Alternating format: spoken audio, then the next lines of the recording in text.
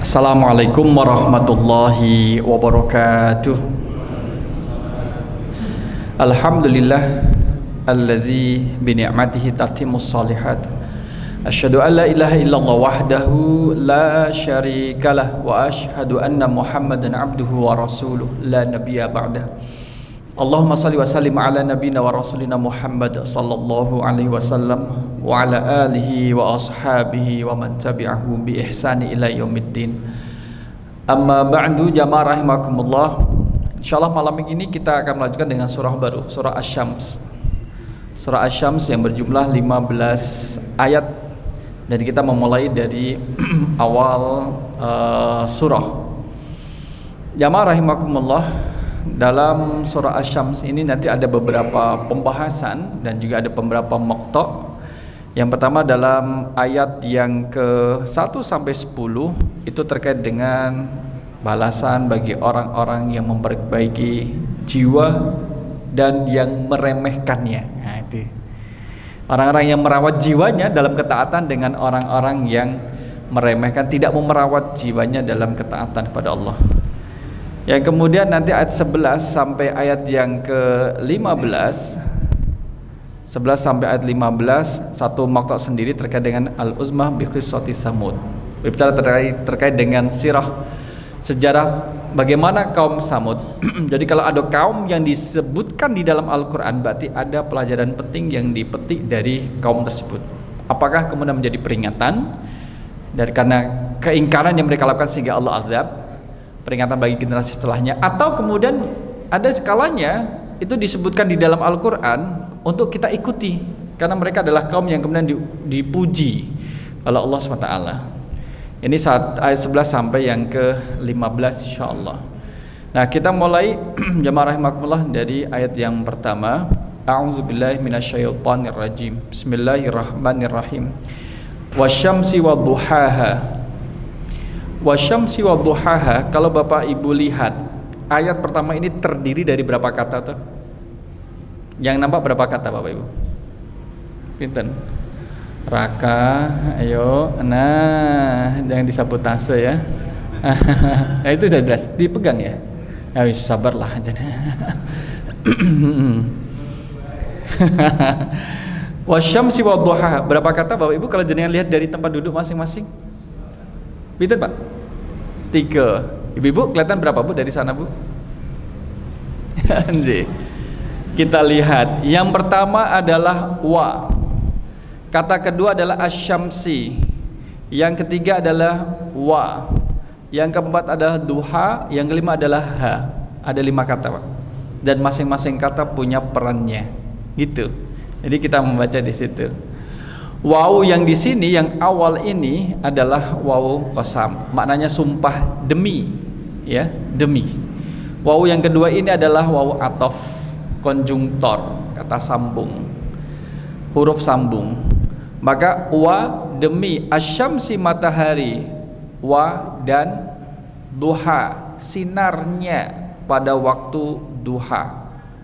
Duha, ha ini adalah nya, ha ini kembali pada asyamsi. Berarti ha ini adalah kata ganti perempuan muannas, yang asyamsi matahari itu dihukumi dengan muannas. Di dalam Al-Quran, Asyam sendiri ada kurang lebih 30 kali disebutkan. Dia disebut di mu'annas, dia dihubungi mu'annas. Terkadang juga dihukumi dengan muzakkar. Nah itu, jamaah rahimakumullah. Nah, kita lihat lagi. Wasyamsi wadduhaha, demi matahari dan sinarnya pada waktu duha. Jadi duha itu adalah, kalau di sini katakan naik sepenggalah. Ciri-ciri duha memang ada menyebutkan setinggi 2 kali ujung tombak. Tombak pertama sudah, kemudian terus dilihat, oh matahari sudah di 2 kali ketinggiannya 2 ujung tombak misalkan. Ada kemudian waktu duha itu adalah, lihat, kalau anak onta yang kemudian pada malamnya tidur di luar, kemudian dia mulai pada berdiri, bahasanya karena kena matahari, napa niku Pak? Teng celekit ngertos. Kalau udah kena matahari rasanya napa Pak? Teng celekit. Sehingga dia berdiri, itu adalah waktu duha. Dan awal waktu duha namanya syuruk, itu adalah awal dari duha. Nah, kalau duhanya adalah ya setelah syuruk itu sedua penggal atau sepenggal sampai dua penggal, itu adalah waktu duha yang kemudian pernah kita sampaikan di kajian surah Ad-Duha. Ha kembali pada asyams wadduhaha. Wasyamsi wadduhaha, demi matahari dan demi sinar pada waktu duha, gitu, karena wawunya adalah waw kata sambung. Jadi ada kemudian dokter, Bapak Ibu, seorang dokternya adalah dokter wawu. Kenapa disebut dengan dokter wawu? Karena dia meneliti huruf wawu di dalam Al-Quran. Ada berapa macam tuh wawu itu dalam Al-Quran, diteliti dan dibuktikan serta diulas. Jadi dokter. Masih ada peluang banyak Bapak Ibu kalau menjadi dokter alif, monggo. Dokter alif, dokter ba, kemudian apa malah itu bisa diteliti alif. Alam nasra ada a-nya, alam nasra. Kemudian ada lagi iza, itu mengenai hamzahnya, itu bisa diteliti. Ayat kedua, wal qamari iza talaha. Ada berapa kata Bapak Ibu? Nah, tadi kan 3 kurang 2, sekarang berapa kata?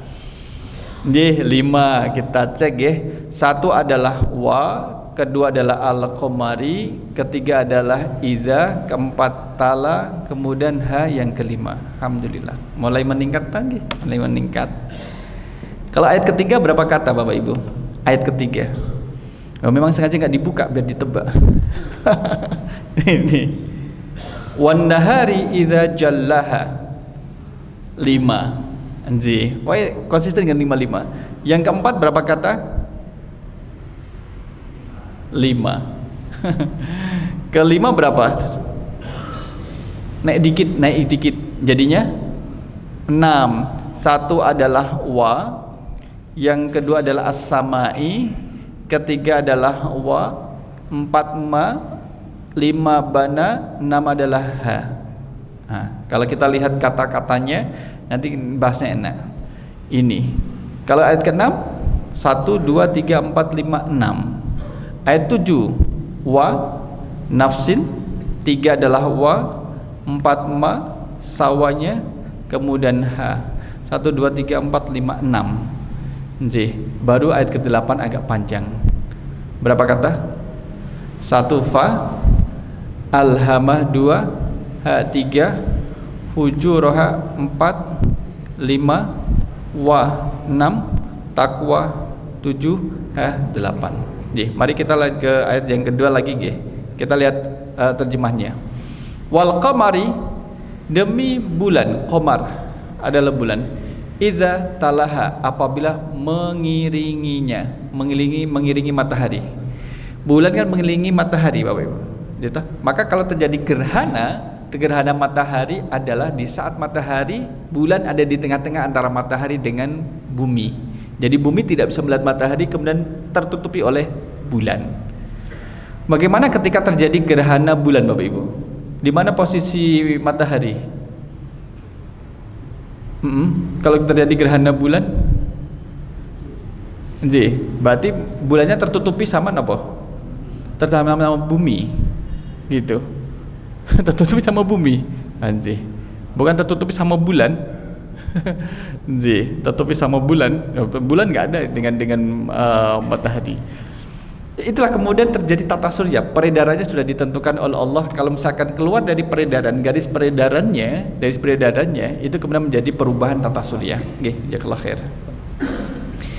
Yang ketiga, wan nahari, demi siang, idza jallaha, saat penampakannya terasa cerah. Jadi kalau siang itu identik dengan identik dengan terang. Kalau malam identik dengan gelap. Ketemu mas, mukanya siang tapi tangannya kok malam gitu. Jadi beda. Tangannya karena sering naik sepeda motor jadi kena panas dan sebagainya. Nah, ini wan nahari. Jadi Allah sudah 3 kali bersumpah, 1 dengan matahari, asyams, yang kedua adalah dengan bulan, qamar, ketiga adalah dengan waktu siang. Yang keempat, Allah bersumpah dengan walaili idza yaghshaha. Walaili, demi malam, idza, apabila yaghshaha, menutupinya. Jadi malam itu menutupi bumi. Kan kemudian menjadi tidak terlihat Bapak Ibu. Karena dikatakan sebagai pakaiannya bumi itu adalah malam. Maka kalau sudah malam, beristirahatlah. Karena gelap itu membagikan pakaian. Dengan adanya gelap, kemudian tidak bisa beraktivitas sebagaimana di siang hari. Sekarang ada lampu, tetap terbatas. Lampu itu hanya bisa menerangi satu titik di mana lampu itu berada. Di luar jangkauan lampu tersebut akan terlihat tetap gelap. Di daerah utara atau di laut pun kemudian tetap gelap. Ini sudah 4 kali.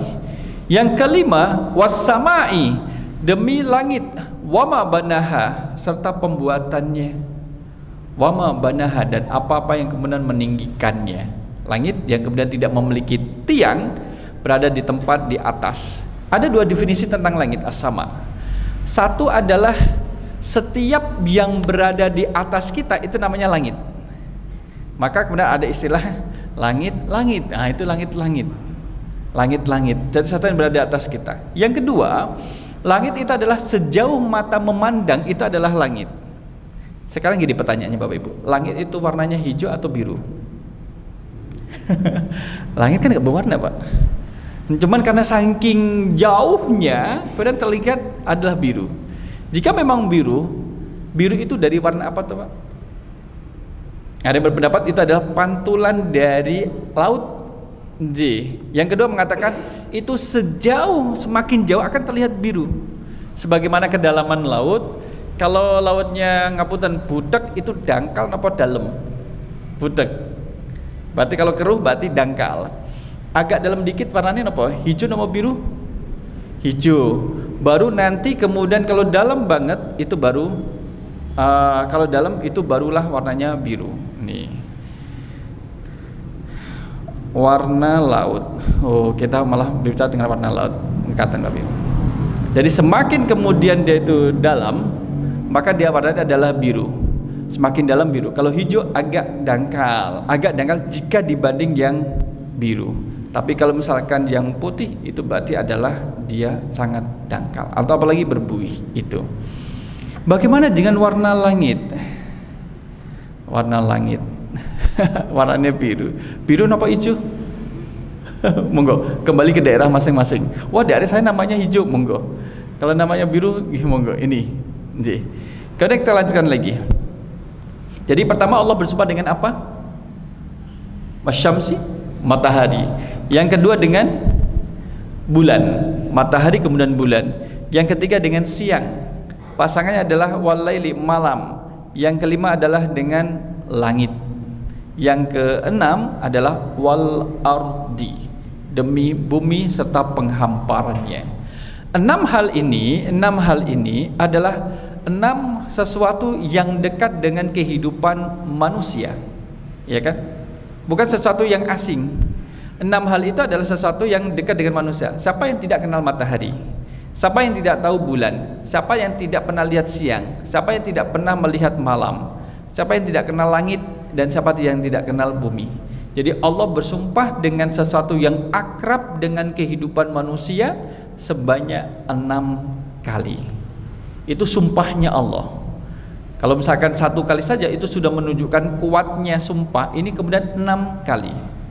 Nah, jamaah rahimakumullah, kita dari sini maka di dalam surah Asy-Syams yang berjumlah 15 ayat itu termasuk surah Makkiyah.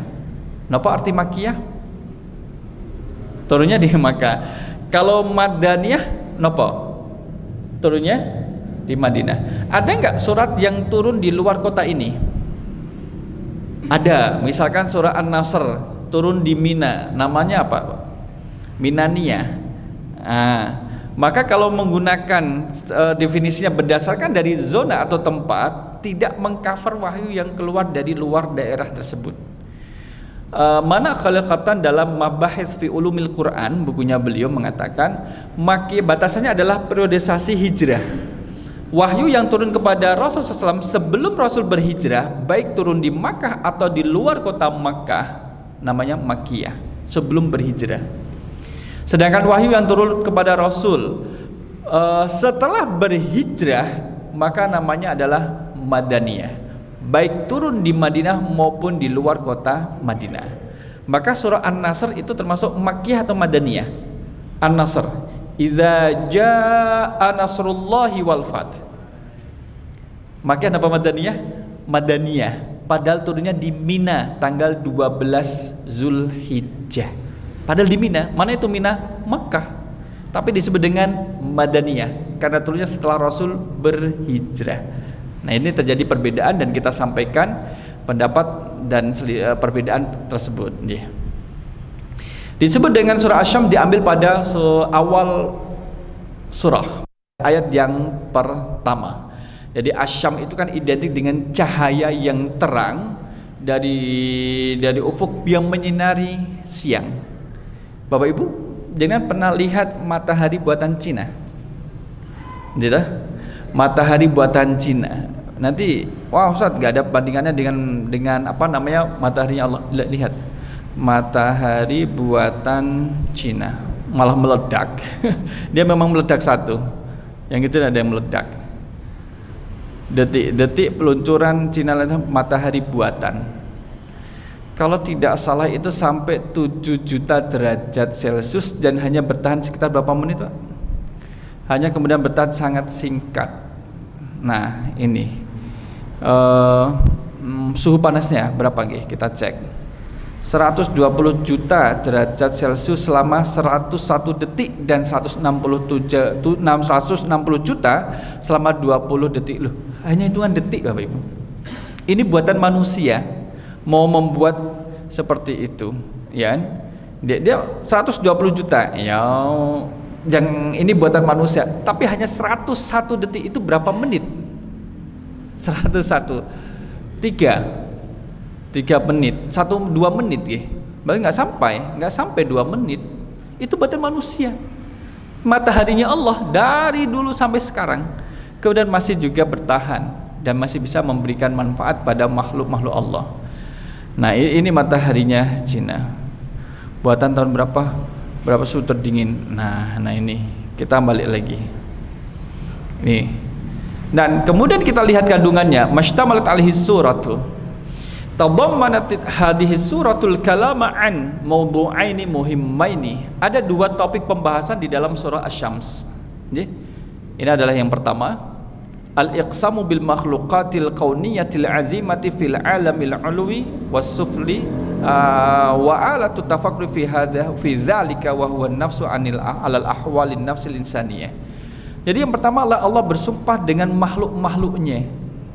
Boleh Allah boleh bersumpah dengan apapun yang Allah kehendaki. Kita selaku manusia tidak boleh seperti Allah dalam sumpahnya. Kita hanya boleh bersumpah dengan wallahi, billahi, tallahi. Ulama lagi menambahkan boleh dengan asmaul husnanya Allah. Itu saja. Gak boleh dengan yang lain. Suwer gitu. Nah, apa dia suwer? Enggak boleh. Kalau bersumpah mengatakan wallahi billahi, demi zat yang maha pengasih dan demi zat yang maha penyayang, boleh. Ulama membolehkan karena itu semuanya adalah nama Allah sebagaimana Allah itu sendiri namanya Allah. Nah, jamaah rahimakumullah, di sini kenapa kemudian Allah bersumpah dengan makhluknya agar mudah kemudian dipahami.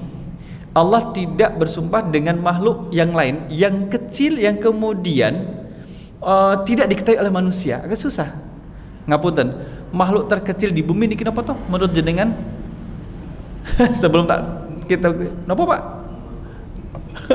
Tengu. Ada yang lebih kecil. Tengunya kecil. Virus apa tengunya virus? Makhluk terkecil. Ya. Terkecil di bumi. Di dunia, di bumi. Ya, kita lihat. Ini kecil Pak, cuman memang dibesarin ini. Ini kecil cuman dibesarin. Nah, ini mama besar, ini kata ini besar.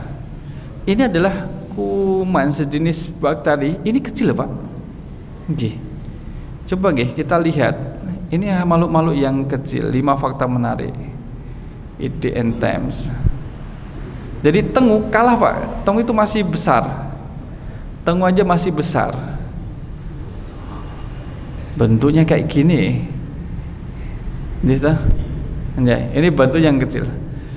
Terbaik dikuasai oleh Anthropoda, mendatang berbuku-buku. Ini sangat-sangat kecil. 0,00005 meter. Berapa ini Pak? Itu kita nggak bisa melihat dengan, mohon maaf, dengan mata telanjang itu nggak bisa, kita harus menggunakan alat, dan ini kan berapa kali diperbesar. Jadi seperti ini loh. Terus matanya mana? Nggak kelihatan, ya kan? Nggak matan.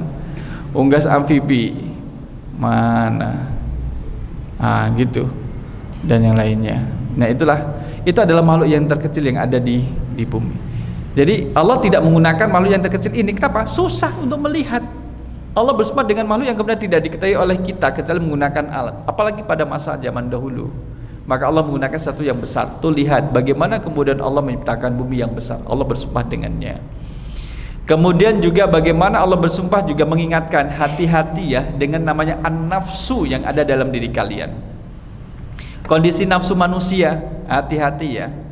Karena manusia itu kemudian bisa terpengaruhi oleh kondisi nafsu, an-nafsu yang ada dalam dirinya. Judi online, slot, napa malih, togel, napa malih, sabung ayam, sepak bola, hati. Nanti kemudian terus ada yang kemudian sampai menghilangkan nyawa, ya kan? Bundir dan sebagainya itu. Sesuatu yang dilarang oleh Allah pasti ada madaratnya. Itu enggak kok Pak Ustadz, saya sebelum judi baca bismillah. Enggak ngaruh. Biar apa? Biar barokah? Enggak ngaruh. Ustadz, saya kalau udah sampai dapat menang itu tak keluarkan 2,5% Ustadz, tak zakati. Enggak ngaruh. Allah enggak mau menerima sesuatu yang buruk dari sesuatu yang buruk lagi. Innallaha thayyibun la yaqbalu illa thayyiban. Allah itu baik dan tidak akan menerima kecuali dari yang baik-baik saja. Ini adalah kita bicara tentang an-nafsu. Setiap kita memiliki an-nafsu. Selama kita masih hidup masih ada an-nafsu itu. Kecuali yang sudah meninggal nggak ada an-nafsu. Nah, ketika nafsu diartikan dengan ruh beda lagi. Ya kan, kalau orang sudah meninggal kan sudah tidak ada ruh di dalam dirinya. Yang kedua, jamaah rahimakumullah, darbul masal bisamud liman dasa nafsu wa ahliha. Pertama, dan fi tuqyani fa nazala bil iqab syadid wa ahlakaha wa dammarha iyanan fid dunya. Belajar dari kaum Samud. Bapak Ibu, Rasul pernah berpesan gini, jangan kalian berlama-lama di satu daerah di mana Allah menurunkan azab di daerah tersebut.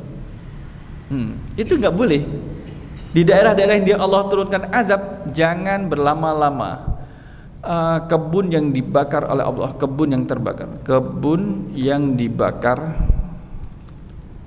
di Yaman. Sekarang namanya Yaman. Ini Pak, tanahnya ini, tanah yang gosong.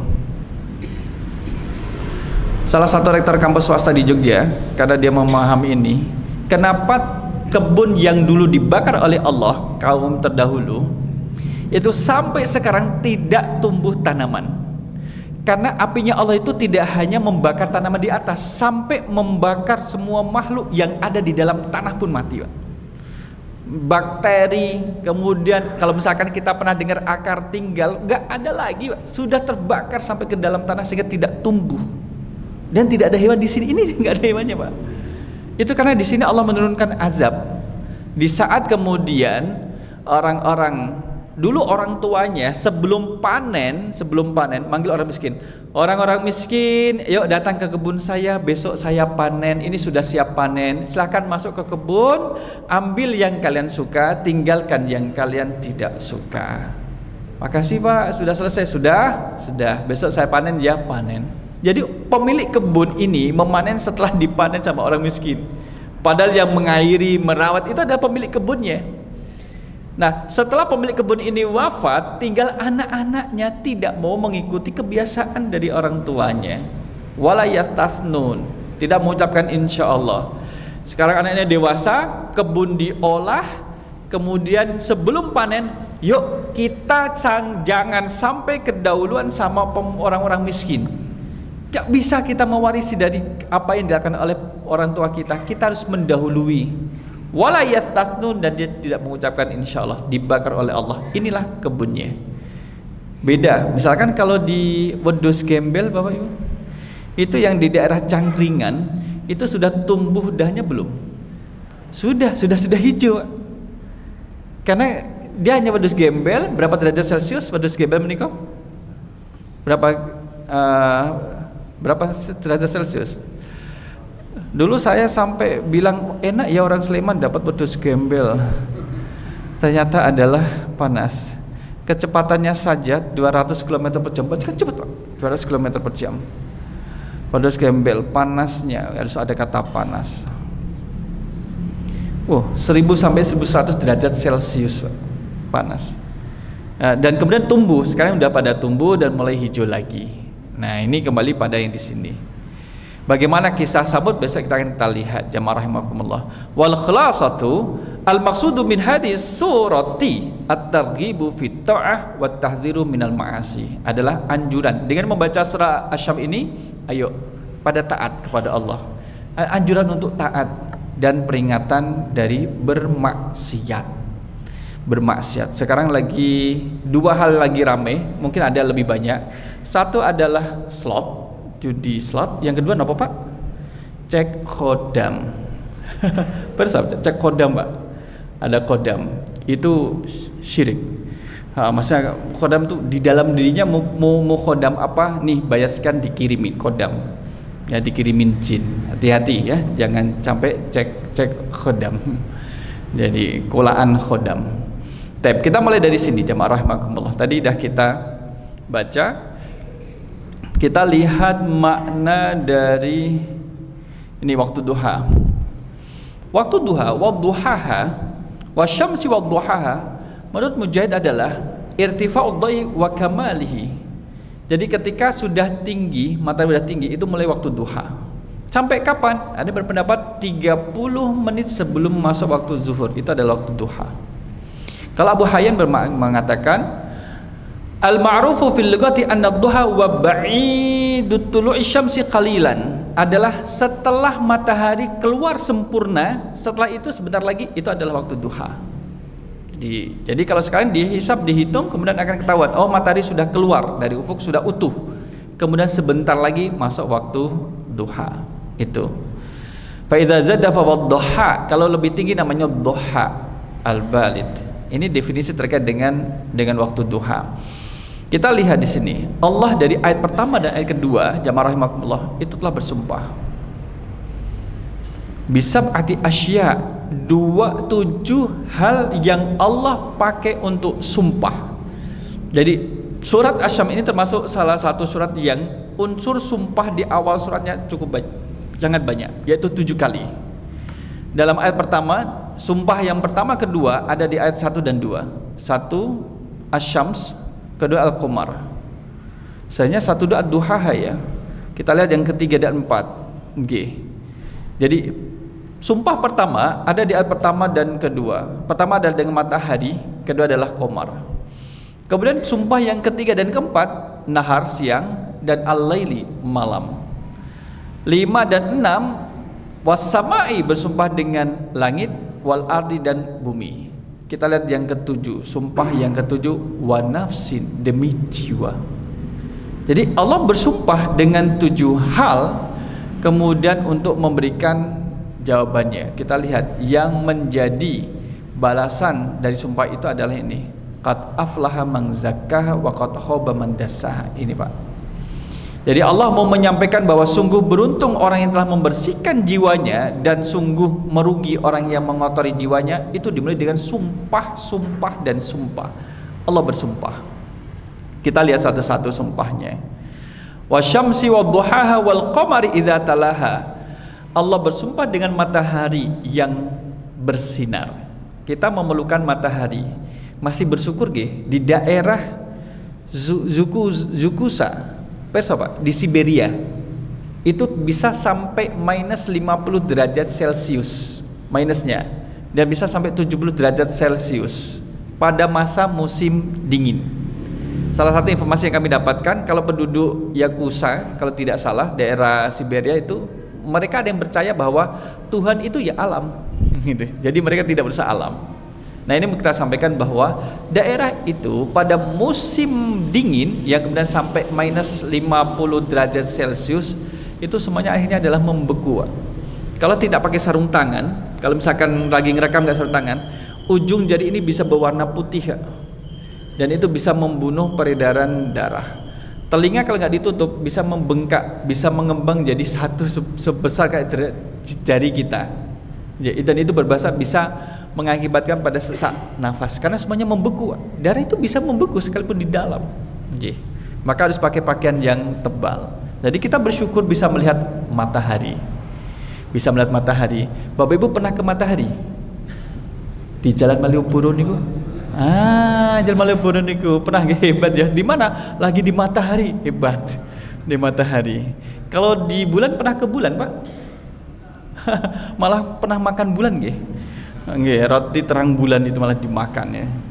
Ini Allah memberikan kita matahari dengan durasi waktu yang tepat. Kita bisa menikmati di Indonesia, khususnya Jogja adalah kadang siang kita menikmati matahari, malam kemudian kita menikmati bulan. Kalau matahari dipasang terus menerus bisa kemudian menjadi kebakaran pada daerah tersebut. Atau ketika malam terus menerus maka bisa membeku, cuacanya membeku. Nah ini matahari, kemudian berapa panasnya matahari? Pinten Pak? Panasnya matahari. Dulu pernah kita cari nggih, panasnya matahari nyampe berapa ribu nggih? Ini aja tadi yang mataharinya Cina sampai 120 derajat Celcius nggih. Kita lihat 15 juta derajat Celcius. Ini kan manusia. Apakah kemudian dia mengukur ke sana? Allahu a'lam. Kemudian terus bawa apa nih alat pengukur panas tempel ke matahari, ya nggak bisa. Ini panasnya sinar matahari. Nek sinarnya belum lagi nanti kemudian nih 27 juta Fahrenheit, 15 juta derajat Celcius. Iya. Itu kemudian belum lagi nanti kemudian intinya yang menunjukkan bahwa panas matahari itu adalah panas. Neraka jahanam lebih panas dan kemudian panasnya di dunia itu baru 1/100-nya panasnya api neraka. Jadi itu dalam pembahasan surah Al-Qariyah. Bagaimana dengan wal qamari, dengan bulan? Bapak Ibu, kalau kemarin kita lihat bulan itu terasa indah tidak kalau dilihat dari bawah? Indah kan? Dia lihat indah. Kalau dia dari dekat, indah tidak? Melihat bulan dari dekat. Bulan dari dekat. Kayak apa toh? Kalau bulan dia dari dekat, ya dia kemudian ada kawah, kemudian ada cekungan, ada kemudian bukit. Itu yang terjadi di sana. Salah satu yang indah dilihat indah dari jauh, nggak usahlah kemudian mendekat, malah nanti kagum. Ini cekung-cekung ini kan besar, sangat-sangat besar cekungannya itu Bapak Ibu. Dan bukti kalau misalkan bulan itu pernah terbelah, ini bulan kelihatan besar gitu. Itu ada bekas belahan pada bulan, bekas belahan bulan, bekas bulan terbelah. Jadi bekas bulan terbelah. Wahai kalian kemana? Bekas bulan pernah terbelah. Kami pernah melihat Bapak Ibu, ada satu ensiklopedi yang dijual di Maktabah Al-Jail. Al-Jail itu dibuat. Dia hanya menerangkan, ini kan gambarannya, bahwa pada tahun Masehi, jadi ketika Rasulullah SAW ditantang oleh orang kafir Quraisy, wahai Muhammad, kalau engkau memang adalah nabi yang diutus oleh Allah, tunjukkan, belahlah bulan pada waktu itu, pada malam hari. Jadi malam hari bulan seolah-olah di atas gua Hira, seolah-olah karena dekat, masih dekat. Kemudian Nabi menggerakkan jarinya dan kemudian terbelah, terpisah. Dan itu kemudian tertulis di satu ensiklopedi yang pernah saya lihat, tidak saya beli karena tidak ada uang, masih mahasiswa.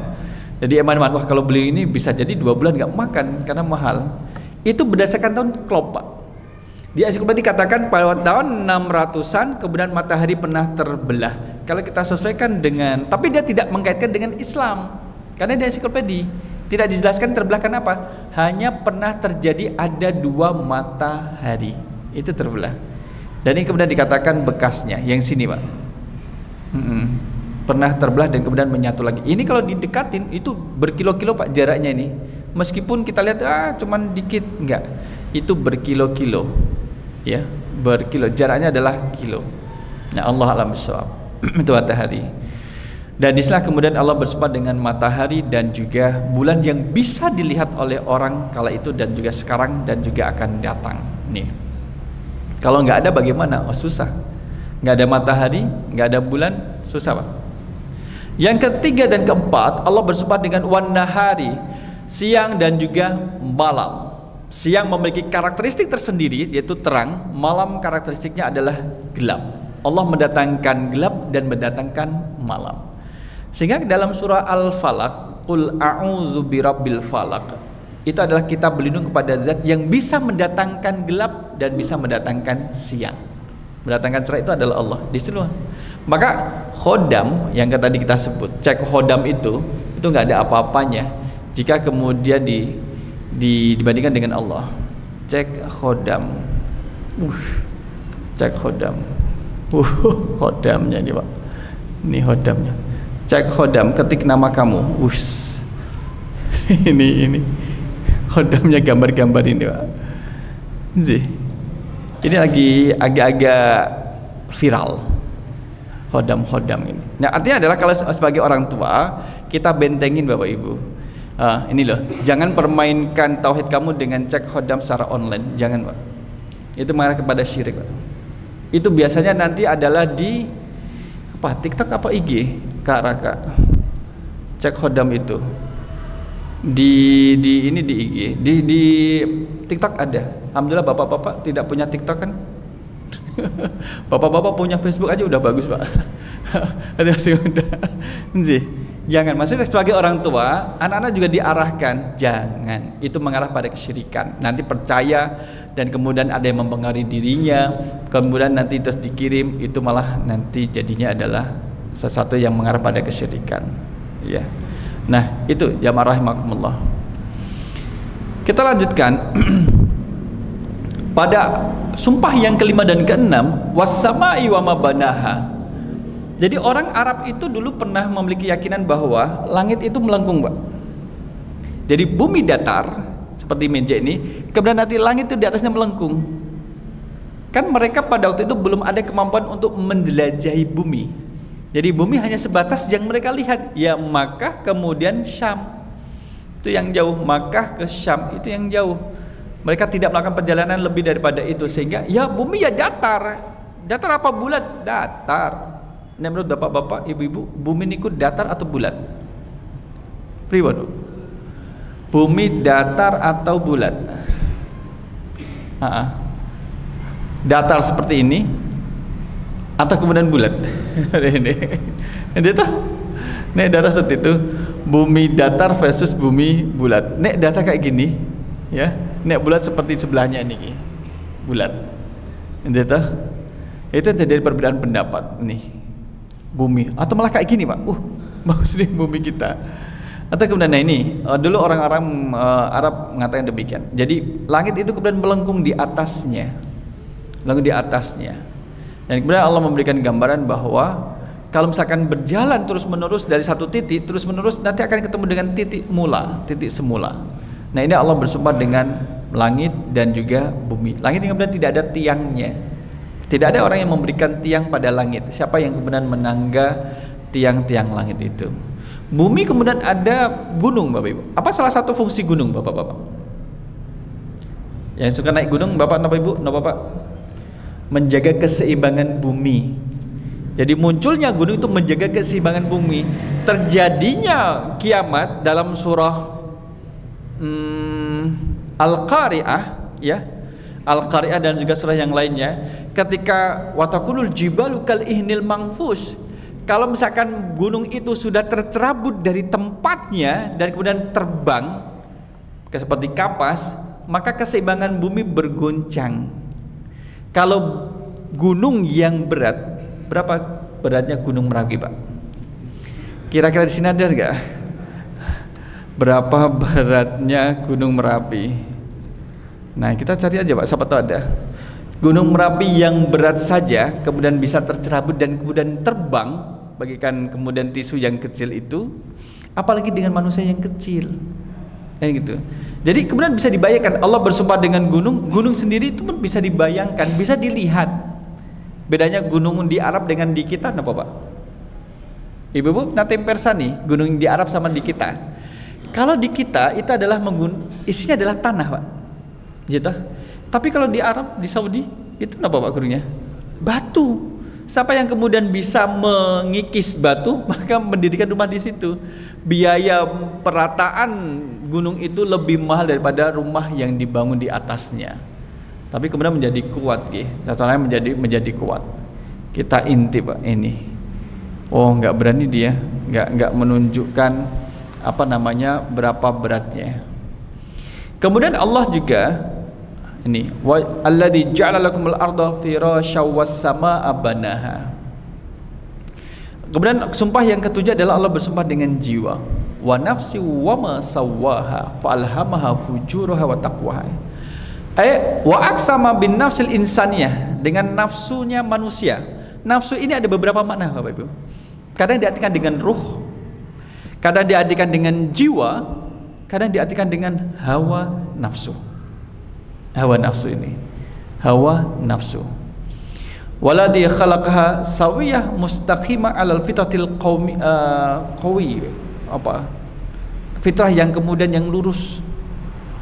Jadi setiap kita memiliki an-nafs, laki perempuan memiliki an-nafsu. Orang-orang sufi, sebagian orang sufi melihat bahwa nafsu itu harus dihancurkan. A'da aduwika baina jambaika nafsuka. Musuh yang paling berat, paling besar yang harus diperangi adalah nafsumu. Itu nafsu Pak. Batin nafsu diartikan dengan sesuatu yang buruk, yang jahat, yang harus dihilangkan. Hancurkan nafsu itu. Maka dengan kata redaksi yang hancurkan nafsu itu, kira-kira nafsu itu bermakna jiwa atau ruh atau hawa nafsu? Hawa nafsu. Lebih pada hawa nafsu. Imam Ghazali memiliki 3 kategori. Nafsu itu adalah keinginan untuk melakukan sesuatu, dorongan yang ada dalam diri seseorang untuk melakukan sesuatu. Jadi maka di dalam diri kita, kalau misalkan kita lihat, saya kok pengen minum, ada nafsu untuk minum. Saya kok ingin baca Al-Quran, nafsu untuk membaca Al-Quran, keinginan. Jadi dengan demikian nafsu itu ada kalanya baik, ada kalanya buruk. Kalau yang buruk lihat kemaksiatan, kemudian terus mengambil barang orang lain mumpung ada kesempatan, itu adalah nafsu yang buruk.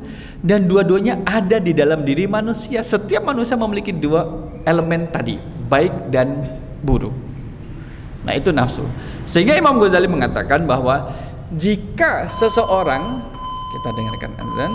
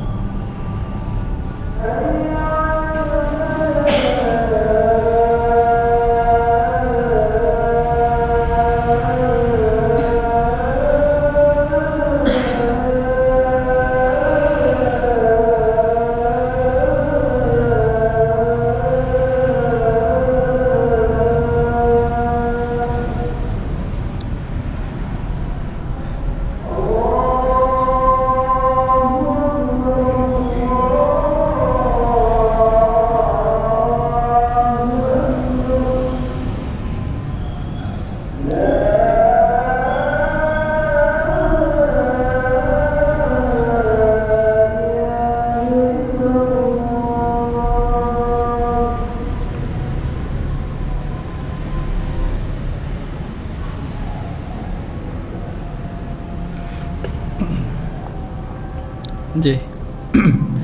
Jamaah rahimakumullah, ada 3 bentuk nafsu. Yang satu adalah disebut dengan nafsul mutmainnah, jiwa yang tenang.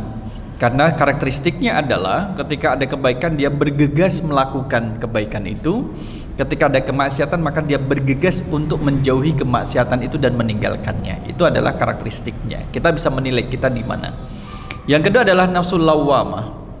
Nafsu lawwamah disebut dengan tercela. Nafsu yang tercela. Ketercelaannya itu adalah dia melakukan kebaikan juga melakukan kemaksiatan. Napa STMJ? STMJ itu apa, Pak? Salat terus maksiat jalan. Ya salat ya maksiat gitu. Dipikir bu niku ya kosong-kosong. Enggak.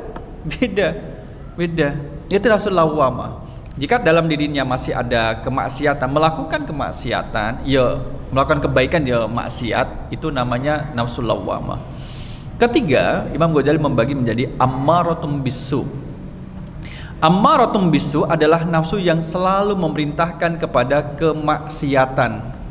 Itu adalah nafsu orang-orang yang tidak beriman kepada Allah, selalu bermaksiat kepada Allah Subhanahu wa taala. Ya, insyaallah nanti akan kita lanjutkan pada pertemuan yang akan datang insyaallah. Jadi pentingnya kita menjaga nafsu dalam diri kita. Kita jaga nafsu kita dan juga jaga nafsu orang lain. Bagaimana? Jangan pancing-pancing mereka untuk bermaksiat kepada Allah SWT. Nggih, mudah-mudahan kita termasuk nafsul mutmainnah. Amin. Nggih. Makatan ibu bapak jamaah rahimakumullah, kita cukupkan dengan doa kafaratul majlis. Subhanakallahumma wa bihamdika asyhadu an la ilaha illa anta astaghfiruka wa atubu ilaik. Aku qouli hadza astaghfirullah li wa lakum. Assalamualaikum warahmatullahi wabarakatuh.